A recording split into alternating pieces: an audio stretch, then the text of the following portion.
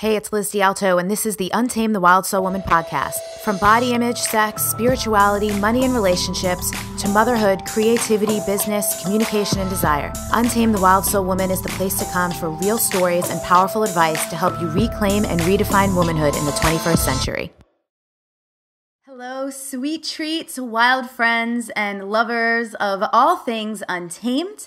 Real quick before we dive into today's show, I just wanted to make sure you know where to go for all of the other extra resources that I create, not just here related to the podcast, but in general. So everything related to the Untame Yourself world exists over at untameyourself.com.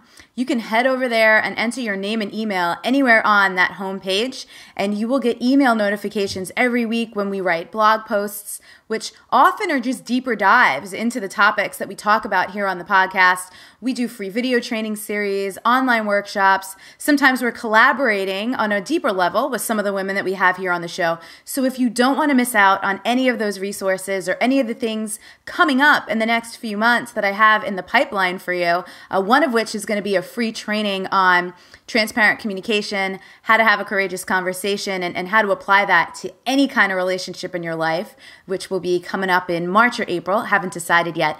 Definitely enter your name and email at untameyourself.com so you don't miss out on any of those things.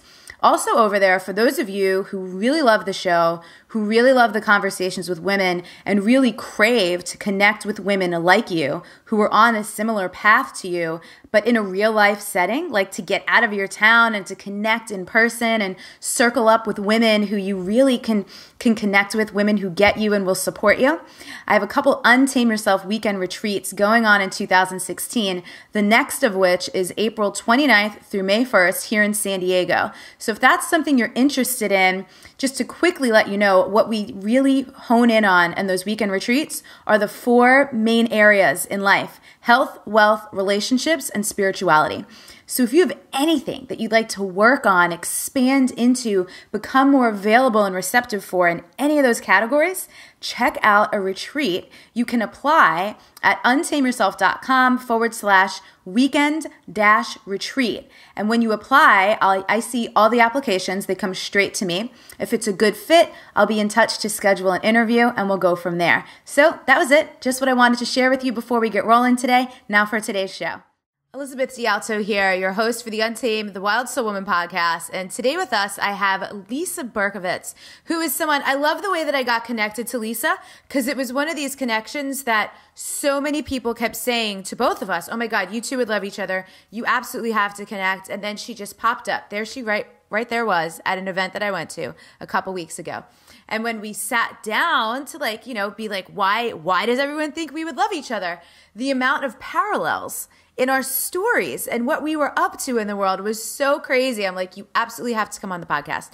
So Lisa works with high achieving, high accomplishing entrepreneurs, executives, and things like that. And her work centers all around aligning people with their soul blueprint. So finding the places and spaces within them that are still being kind of controlled and getting a little funky in the mind, and making sure they're snapped and popped right into alignment so they could really be showing up how they want to in the world. So Lisa, I'm super excited you're here. Thank you. I'm so excited to be here, Elizabeth. And just before we started recording, Lisa said, yeah, you didn't give me any topic. I don't really know what we're talking about. I'm like, I never do. It always just reveals itself. It always just flows. It's super fun. And the way we start is we just start with this one question, and then this kind of leads us down whatever rabbit hole we need to go down, which is, what do you love about being a woman? I love this question. I love women's bodies. I love having a woman's body. I think women's bodies are gorgeous. I love the softness, the roundness. I love the way we get to dress them up. I love the way we get to just, there's just something about being a woman. Even the hair, the makeup, I enjoy all that. I enjoy being feminine. I enjoy being sporty. I'm like, there's so many ways we get to be. I feel like there's more variety that as a woman we get to express through the way we are in this body and adorn this body. So that's the first thing that I love about being a woman. It's the first thing that comes to mind. Cool. And what I love actually when we popped on Skype, so some of you are watching, some of you are listening, but if you're listening, I just want to describe for you, Lisa has this really luxy, like really beautiful, like auburn red hair. And it was like striking when we got on. So when you just said, I love the hair, I love the makeup, I'm like, you're killing it in that department. So super fun. Thank you. So I love when we were talking, so the event that we were at where we connected was called Archangel Academy, and you were talking about how you've just been traveling for how long full time? 2 years. 2 years full time. And so I'm so fascinated by people who literally have the physical constitution to be able to do that, because I traveled so much last year in 2015, and I'm not built for that. I'm really built for like a couple big trips a couple times a year, and just sticking home and being like grounded in my space the rest of the time. So what were you doing before, and what made you decide to travel full time? Well, I've always been a traveler, always loved to travel. And I always had this intention when I started my business to be able to travel with it and be anywhere I wanted to be. And so I had reasons to be, I'm from Toronto, Canada. We had family things that kept me here for the previous several years. And I kept feeling it's time to travel. And I had to take care of some things here. And when it was finally 2 years ago when I could do it, it was actually started 6 months previous. I went to Bali and I sublet my place on Airbnb just to test it out, to see, could I be away somewhere could I be, 2 months away, 3 months away, and what would I have to have set up? How would my business have to run and be in wherever I would want to be? And so I tested it. It worked. And when I came back, I just knew I was supposed to give up my home and just let my soul be free, because it's in my soul to travel. So not that I don't love to have a home, not that I don't love to have a base, but I knew that it wasn't in Toronto. And it felt like a cut, something I had to do to make a line in the sand to say, I'm done and I'm looking for my next soul's home. And in the meantime, I'm going to go where the flow takes me, literally only. Yeah. So that was the next question I wanted to ask you. Talk about some of the cool things or synchronicities or whatever, or listening to the voice of your soul that have led you to the various place, every next place, right? There's always something that goes, okay, here next. Or, I want to know, tell me some of those stories. I love hearing these types of things. Yeah. No, and it is uncanny every single time. So I went to, actually, one of the big ones that pops in right away is 2 summers ago. So summer of 2014, I was going to a coach's intensive training in London. And that's the reason I was going to London, because there was this event and I knew I wanted to be there. It was 100 coaches, amazing experience. And so I set up my trip. I have a really dear friend, one of my best friends, who lives in London, but wasn't there much. She was traveling for her reasons. And she said, come visit. I'll come and meet you. She was spending a lot of time in Italy. I'll come and visit when you just stay however long you want. So I went for the coach's training. I ended up staying for 3 months, because I loved it. And the first 6 months of the year, I traveled for shorter times, for 2 or 3 weeks in different places at a time, for the reasons that I went there. And it was tiring. Like you said, it was a little too much movement, too much variety. So I ended up staying in London, had the best summer. They had sun. And it was a summer that I actually made some really big personal changes too. Realign things in my own business. I unplugged. All I wanted to do every morning when I got up was go and lie in the grass. Yeah. So I would go to the park. I'd go to Kensington Palace, go lie in the park. I'd take the tube to some place far across the other side of the city and walk back 5 or 6 or 7 hours. And I would just the downloads that were coming to me were just off the charts. So that was so I went there. While I was there, I got the chance to go to Ibiza, Spain, the island in the Mediterranean. A friend of mine was trying to figure out where to go on holiday, and Ibiza came up. I'm like, oh, I've always wanted to go there. So we went there at the end of that trip. Then I ended up going back and spending another 2 months in Ibiza that winter, because I had just been there. I really loved it. I knew some people there. There was a place that I could live, a place that was, the person was away for the winter and was happy to rent it out. I rented it out. So there's always a reason why I go. And I usually don't find out until like a week before I'm leaving. You know what I love? The thread, and I'm probably biased to be getting this out of everything you just said. It seems also like one of the consistent threads is ease.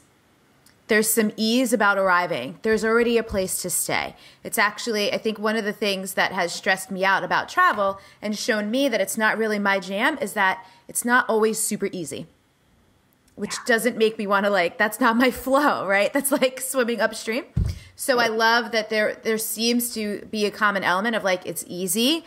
The place has called you, and there's almost already an easy, simple place to stay. So it's we're ready to receive you once you get here.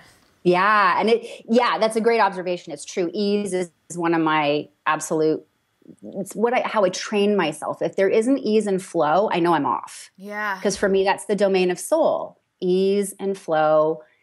Enjoyment, those are the domain of soul. And so I've used it as a way to build my faith, because there isn't always a place that I know of ahead of time. So one of the trips that I went on this year, I was in Bali again. I thought I was going to Dubai, but things weren't lining up. I had an invitation. I was going to speak there. It was looked like it was going to happen. But then I was hitting resistance when I went to actually make travel arrangements. I was nothing. It wasn't quite landing. And then boom, it was I'm supposed to go to Bali right now. And so I booked it that day. I booked the ticket without knowing anything about where I was going to stay or anything.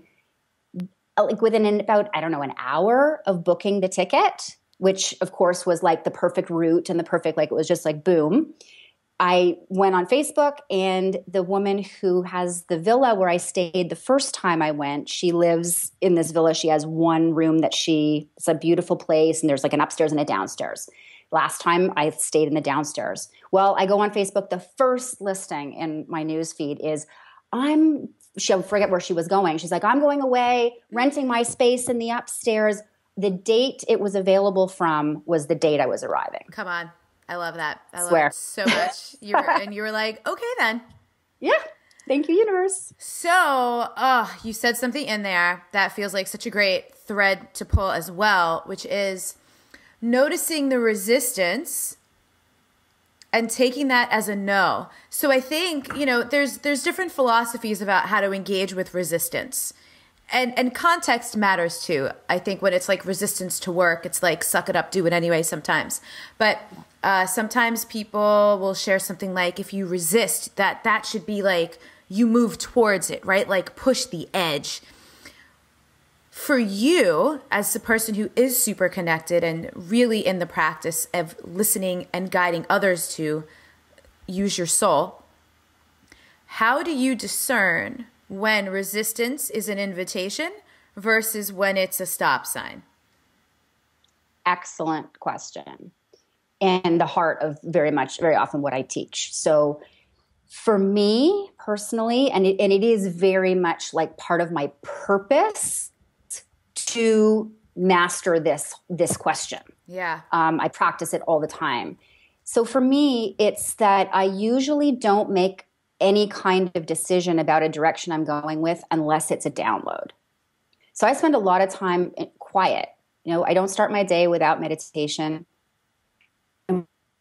When I choose things, if I'm going on a trip, if I decide, so it looked like Dubai was, because there were clues coming in, maybe Dubai and this invitation. And so I was and I know I'm going on a trip, so I'm okay, Dubai. And then I start to see the resistance, and then I go, I can feel it's a subtle discernment inside when it's the difference between something I'm truly inspired to do, but I'm afraid.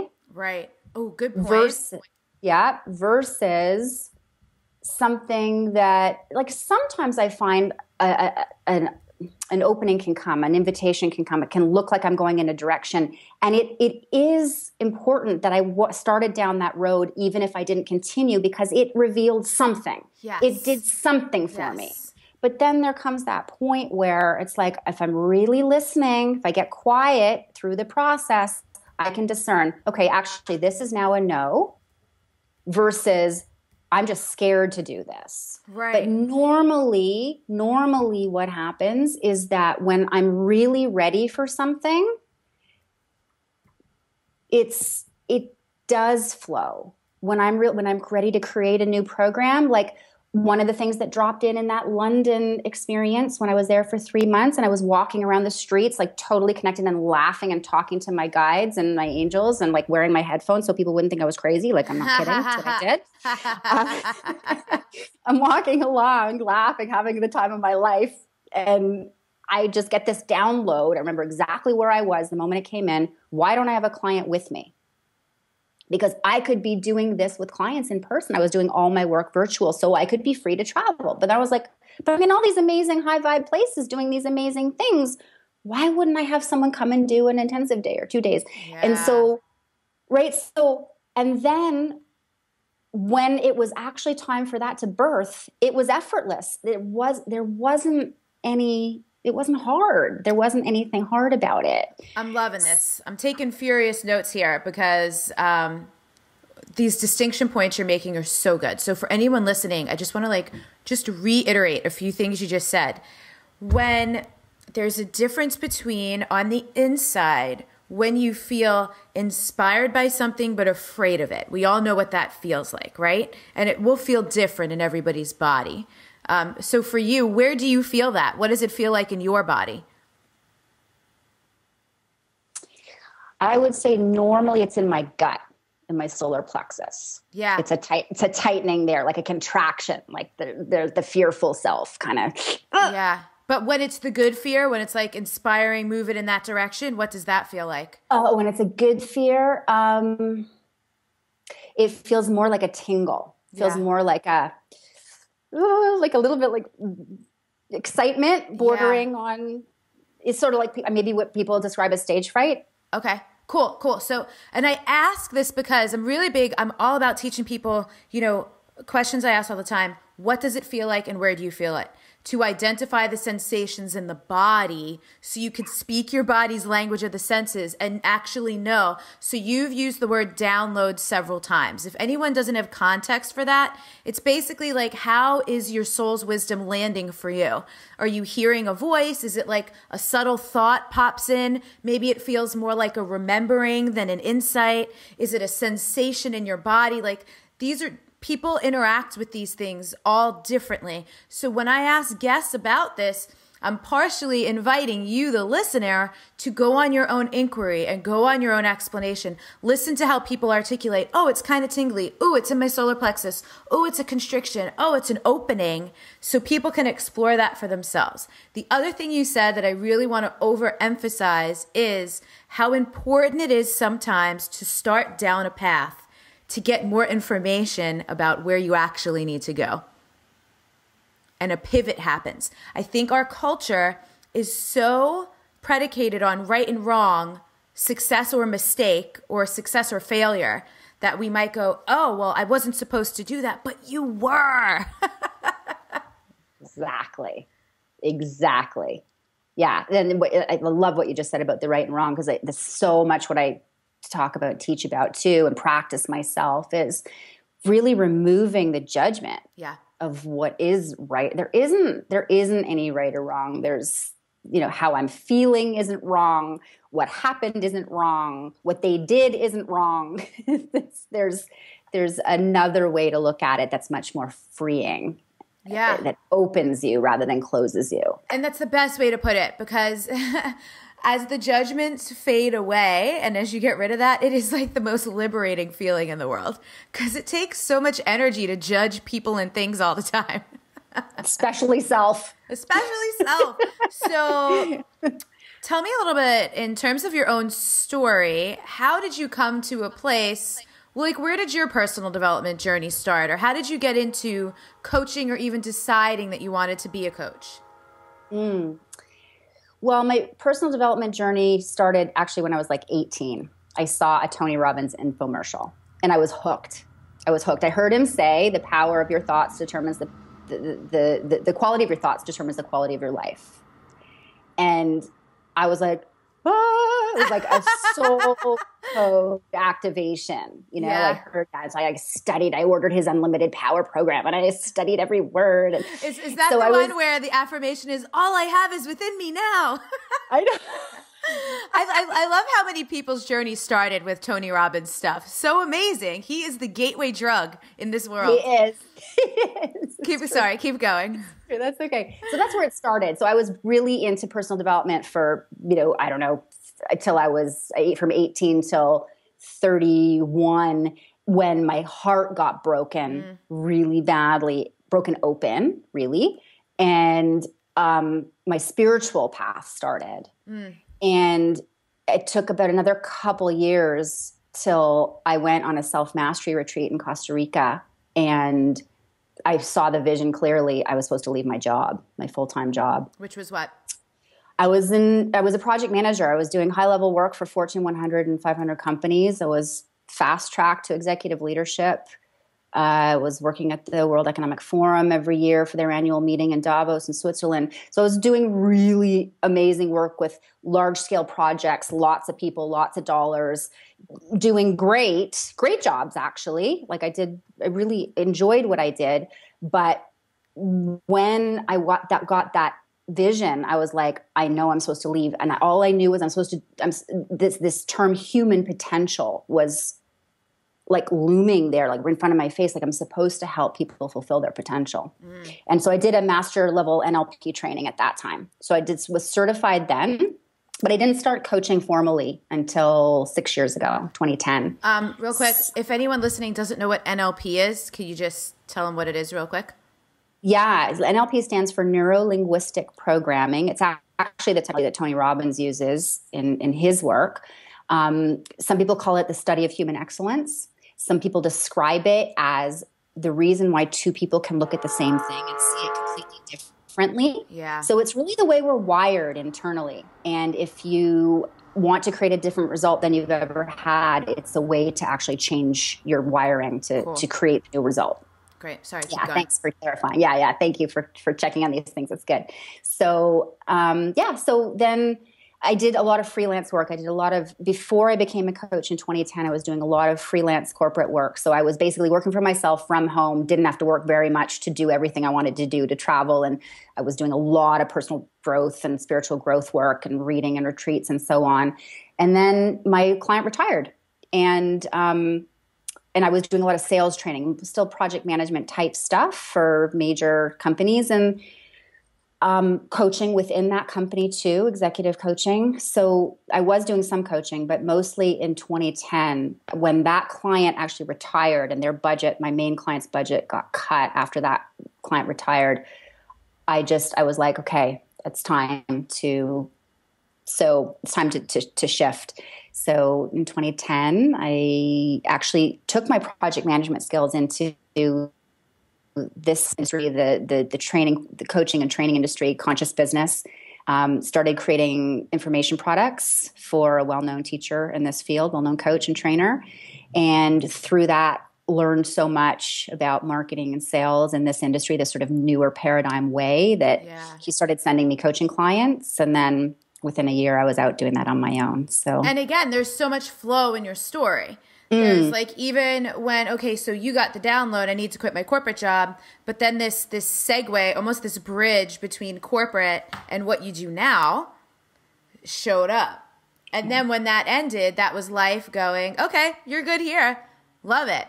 Have you read the Michael Singer book, Surrender Experiment? Just read it. Is that like exactly how you live your life pretty much? Yeah. Yeah. He takes it to a whole He really does. For me, that felt like such a pendulum swing. I was like, great, I'm not going to be an ascetic yogi, but I love so many of the concepts. I can keep the pendulum maybe a little bit closer to the middle or an edge. You said something that I would love to hear your discernment or how you distinguish between these two things, or if they're even, you mentioned doing a lot of personal development work for a while, and then your spiritual path started. In your experience or perception, what is the difference between personal development and spiritual path? Fantastic question. There's Love probably a pretty blurry line, and that line probably moves for people depending on like what's their history. Totally. And it depends on your worldview, I think. Yeah. You know, what your paradigm is of what we're doing here. Because I think, personal development is, how I think of it. This is my definition. Yeah, Other people might say, that's right, what completely I want your differently. definition. So the way I kind of think of it, the reason I distinguish them is when I was really devoted to my personal development, it was sort of me wanting to be the best person I could be by just, becoming more resilient, working on my personality, maximizing my potential as a human being. Whether it's how I think, how I, my skills, my impact in the world. So there was sort of to me, like a human, making my human self the best it could be. Yes, yes, and yes. When I made the distinction, when I sort of had that sort of breakdown and breaking open of my heart and the opening into sort of spiritual growth and my spiritual path, the reason I distinguish it is prior to that, I didn't have a sense that I had a soul. Didn't have a sense that I was connected to an intelligence larger than myself. And that there was a very specific blueprint that I was here to fulfill, a mission that I was here to fulfill. And that I had actually support from the universe behind me. And so for me, my spiritual path has been very much about developing a relationship with that realm, that aspect of me, that eternal aspect of myself, the part of me that has all the answers, the part of me that has the wisdom to know what's next for me.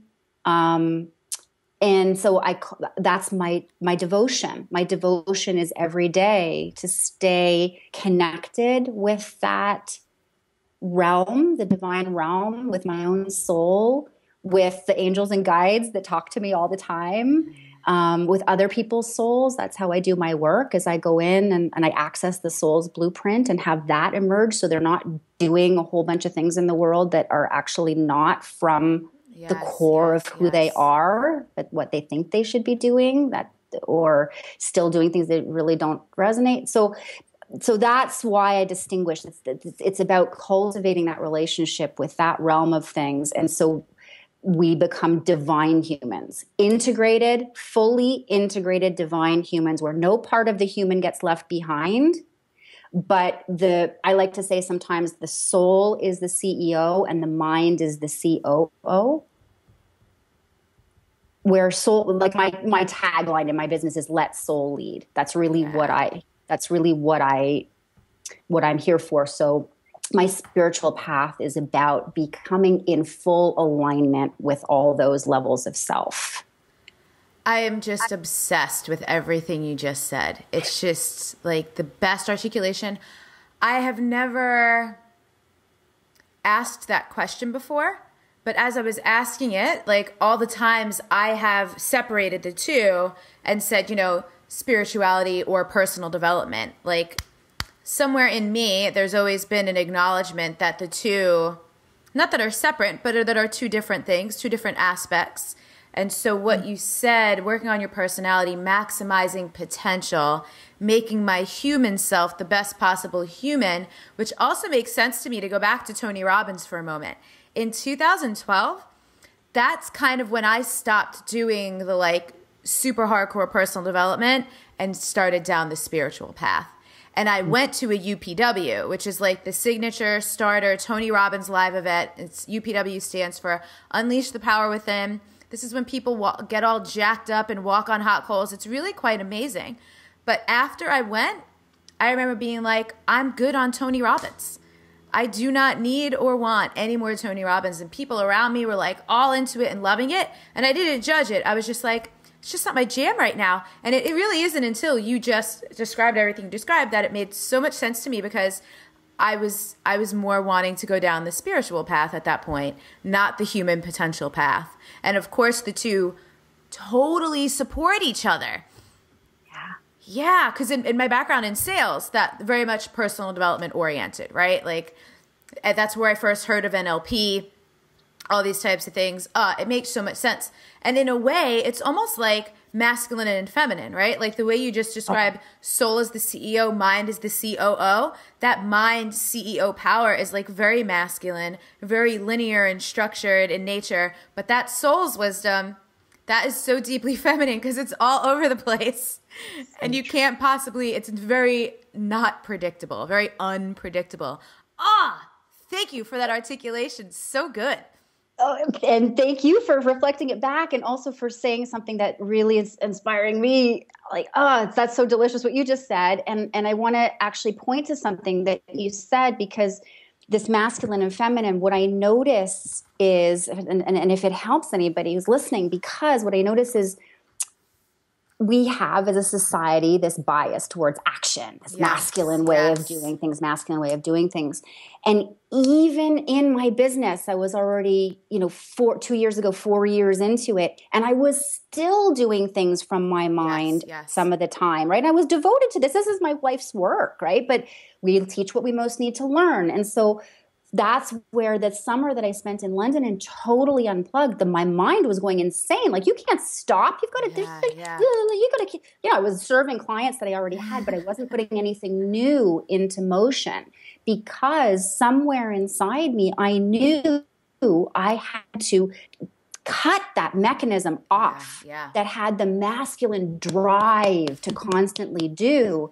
And I created so much spaciousness and so much rest and receiving. And this happens a lot. So this is why I'm saying it out loud, because I notice a lot of people judging the feeling of needing to stop. Yeah. Sometimes, we just need to stop and rest and not do so much. And there's so much guilt about it. And I'm like, I would not have been able to make the kind of shift. That happened in summer to fall of 2014. By the time the new year came around, last year was an experiment. It was a surrender experiment. I completely surrendered to allowing, and I had a 6-figure plus year doing, I was hardly work. Like, there was no work. There was hardly any marketing, it was all in flow.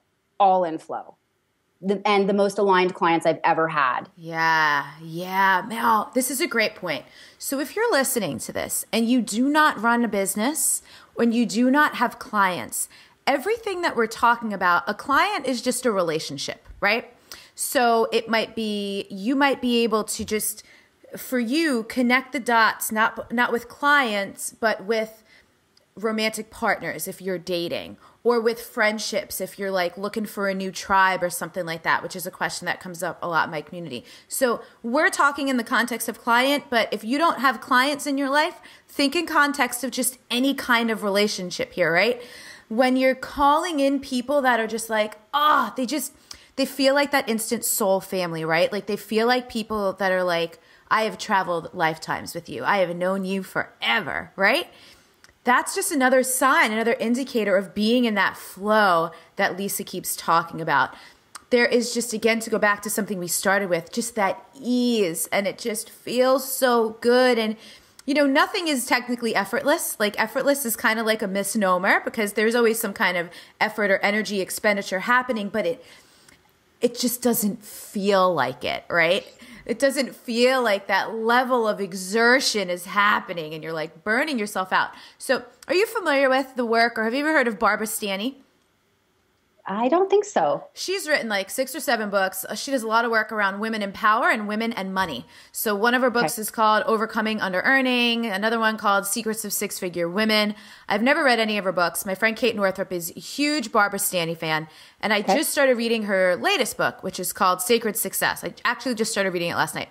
So everything you were just saying made me think of something.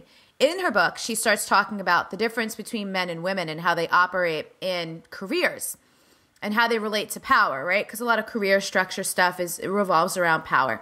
And she was saying there was this wave, I don't know when it was, I forget the time frame, but I'm not going to make it up, when women started opting out. Women actually started leaving the career path because they just couldn't, like they just didn't want to do it that very masculine way that our corporate culture and our success culture in the West is really kind of built on.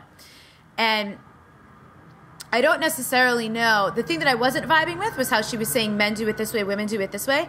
I think there comes a point, to go back to something you said about being fully integrated, human and soul, spirit, mind, body, all of the things. I think there comes a time when all people, man or woman, get really tired if they've just been driving the bus from that masculine seat. It's almost like Popeye, the idea of Popeye has come up the last couple weeks. It's almost like, in terms of like our masculine way of doing things, we all have this like Popeye muscle on the one side. And then in the feminine, it's like this just like little noodle arm, because it just hasn't been developed or like so cultivated. Yeah. So I imagine this comes up a lot in your work with clients, right?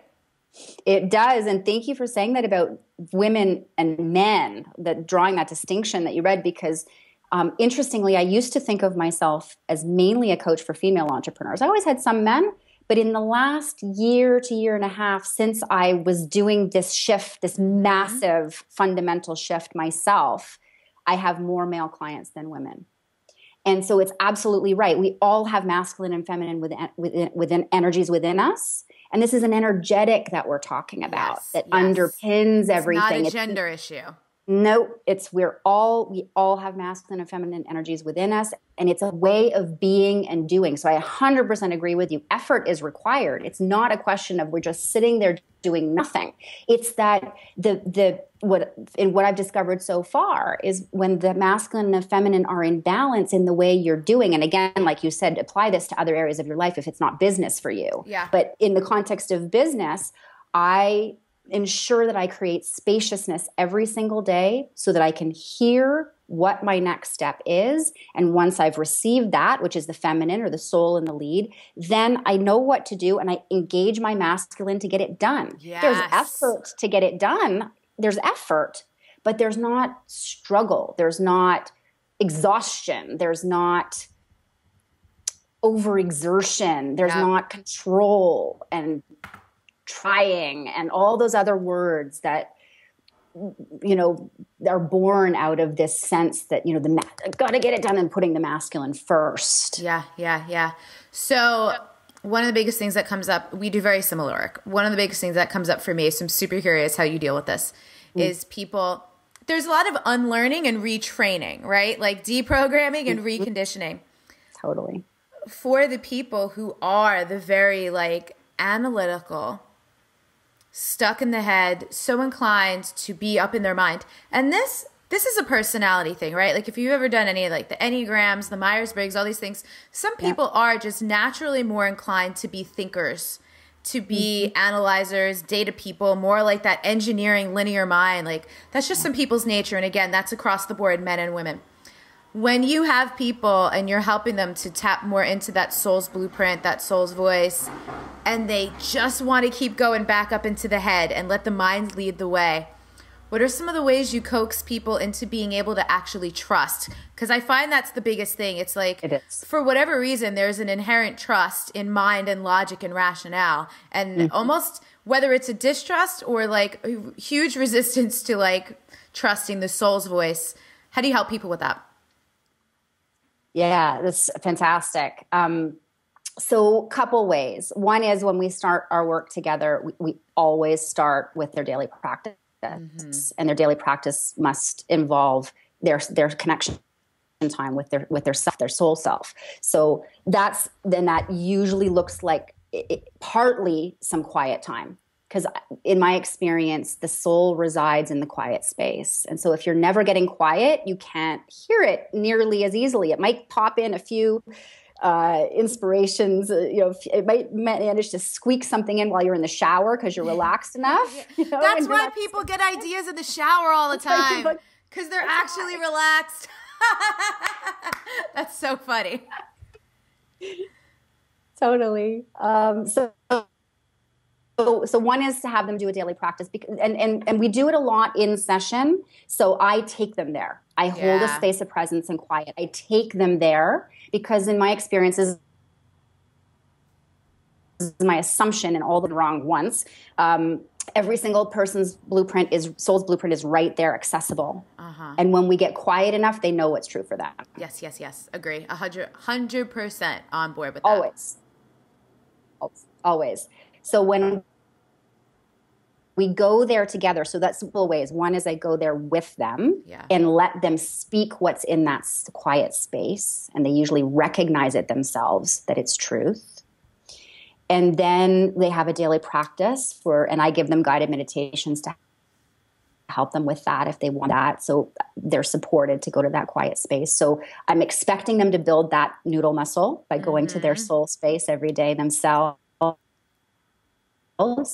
Examples of when it's worked for them in their own lives. I tell stories of myself and other people, clients or other people that I know but my own are, using them all the time where I followed some guidance and I trusted some guidance without seeing the whole path or the whole way. And this is how it worked out. They usually have those examples themselves. So I elicit those from them. Like, when have you had those times when you trusted? And they always do. There's always those times and places when they do. And I find even if they have trouble thinking of those, they can always remember the times when they didn't listen.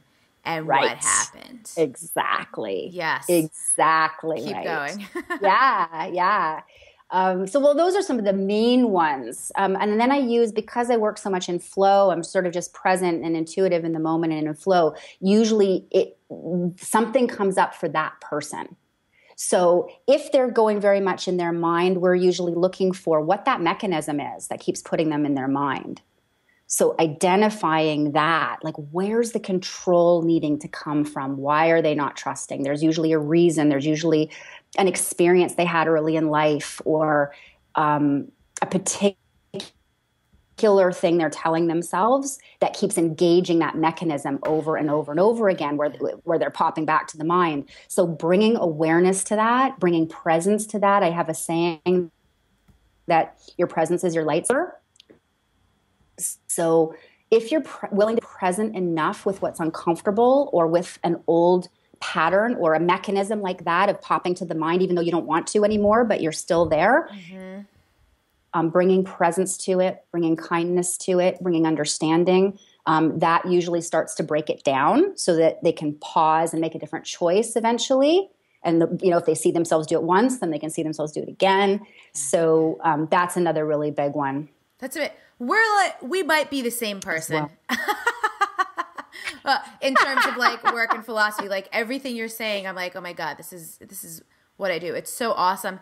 What I love, what's like so affirming for me, is one of the things that I've been talking at. So at the time that we're recording this interview, it's early February. I think it probably will end up posting in maybe March or April. But I literally just wrote a post on Facebook, 2 days ago, about right on to everyone that's out in the world doing similar stuff. Like if you're wanting to start a movement, but you feel like other people are already doing it, if you're noticing, like, instead of getting pissed off that someone uses the same language you use, or like feeling really possessive of your work, I mean, I love to hear you saying, like, it's uncanny. And it's just like when we were talking at Archangel, it's uncanny how many similarities there are in our work, who we work with, how we do it. It feels so cool that, like, you and I never knew each other, never met. We haven't even taken the same or even a similar path to get there in terms of who our lineage and our teachers have been. And it's so similar, which really just proves to me something that I love to get on a soapbox about, which is that nothing is ours anyway. Right? It's just like, if it's coming up and so many people are doing such similar things, this is what the collective needs. This is what the world needs. So don't deny yourself what's coming through and be like, oh, I have to be different. I used to do that a lot. I probably delayed my own growth and success by 3 years by trying not to do what everyone else was doing. For me, same for me, till I finally, once I was really on this soul's path, I got it. Like, it took me a while. It delayed me as well. But I wrote an article actually about there's no such thing as competition anymore. Yes. It just isn't. Not. Yeah. Because from the soul's perspective, it is needed in the collective. However many voices can say it their way And the people that are meant to work with you are different from the people that are meant to work with me, because we've had those different paths. We have different ways of expressing ourselves. It's so divinely perfect. It's so divinely orchestrated. It's beautiful. It's so good. Oh my God, you're the best. Real quick, taking a pause from the episode to bring you a note from one of our sponsors. If you love listening to the podcast, you might also love listening to audiobooks. Audiobooks is something I just got into 3 or 4 years ago. They're perfect for the car, road trips, long commutes, walking the dog.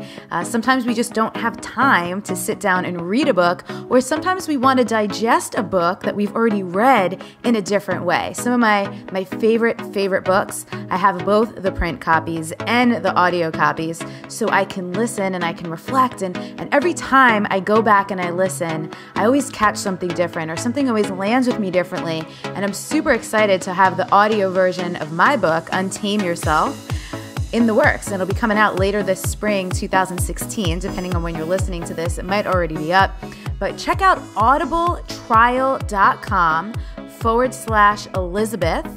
And when you go there using that special link, you can actually get a free trial. So you can download an audiobook for free to see if you like listening to audiobooks, or maybe you already have listened to audiobooks before, and why not just check it out to get one for free that you've been really thinking about getting. So it's audibletrial.com/Elizabeth to get yourself a free audiobook. And that's it. Back to the show. So I like to do some rapid fire questions at the end. Random miscellaneous things, and I just make them up. I probably should have a list of them, but I just like to make them up. So even especially with people like you who like really do work in the realm of like soul and spirituality, I love to ask like very basic normal questions. Okay, great. So like, I know like what's your favorite movie is a tough question to answer, lifetime, but recently in the last few months, have you seen a movie or read a fiction book that's just like been so great? You loved it. Oh gosh, what have I seen recently? I saw Spotlight this past weekend. That was actually quite good. That was about the Catholic Church and the cover-up, a true story of, so that was like quite. Wait, say more about that. Cover-up of what? All the abuse. I think back in the 50s and 70s, there were these cover-ups in the Boston area around children being abused by priests in that area. And because of some journalists' work, they basically went after the whole system, the Catholic Church system, and how they were covering all these things up. And since then, there have been hundreds of these systematic cover-ups that have been revealed, and so much light brought to that subject. So it was really well done, very sort of real life thing. I got excited because I'm all about revealing the truth of the story of like Jesus and Mary Magdalene and like what was really going on and what they were. I thought you were going to say that. I got all excited, but that sounds very cool too. What's your favorite part of your morning routine? My meditation time. During that meditation, I clear and align my energy. I just love. I used to use guided meditations a lot, but over the last while, I just sit quietly, and that's me going to my soul space. But I also do some basic. I use energy tools to ground myself, to cleanse my energy field, like a shower. Shower of light that just resets and recalibrates my system. I cut cords every day. A sensitive person, I cut cords so I can stay really sovereign and clear and clean. I invite my angels and my guides to shower me with all the magic, miracles, blessings, and abundance that they have for me and my divine inheritance today. So I have my morning, my few key things that I do to make sure I'm connected before I do anything else. Do you have any kind of practice to my friend Jen and I call it rehuman, or like keep it human? When you do this kind of spiritual work, how do you come back to like that you're still a person living on Earth in 2016? It's easy to do because I love being a human. Yeah. I love food. I don't drink alcohol, but I love the senses. Yes. I love to dance. I love, because I love to travel. I love to see new places and meet new people. And So I'm very human at the same time as like, I just love being in a body. Yeah. Yeah. Love being in a body. I love the adventure. I love to see how the flow works today. I love to see the clues that come in. I'm still really connected to my family. Like, not everybody that is around me is into the stuff that I'm into. Right. So I like to be in my body. Go to yoga, but I do it as a body, like less as a spiritual thing, more as a body, like in my body. Cool. I love to be in my body. Nice. I love that. And then, is there anything I didn't ask you that you feel super compelled to share? The answer can be no, by the way. Yeah, that's cool. The first thing that popped in my head was to really encourage everybody who's listening, because one of the things that was hardest for me, I remember when I started my NLP training years ago, I was having a hard time meditating. I don't remember why it came up in my NLP training, but my trainer said to me, you're afraid because you're afraid what you're going to find out about yourself. Yes. And so it's a big deal that now I can actually just sit and not have anything except silence. Because I had a very strong mind and a very strong mechanism that kept me in motion. And so for me to be able to sit quietly, and so what I've discovered is kind of the way I look at it, for most people, it's so difficult to be in the moment. So difficult to be in the moment because we all have to feel some pretty uncomfortable things if we stop. Yeah. And so if there's one thing that I could share, it's learn how to stop. Oh, this is good. This is really good. I love that so much. Lisa, I love you. Like, I really, this is now, just for people listening, this is our second dropped in conversation. Like, I've spent very little time with Lisa. You are so great. Thank you so much. Everything you shared, your insights, the way you articulated things, this is like a very, to me, I call these conversations like electric. Like, I just feel like infused with like the power and the energy of like your grace, your wisdom, your experience. So, so good. So thank you so much for being here. What is your website? It's lisaberkovitz.com. Cool. So, yeah.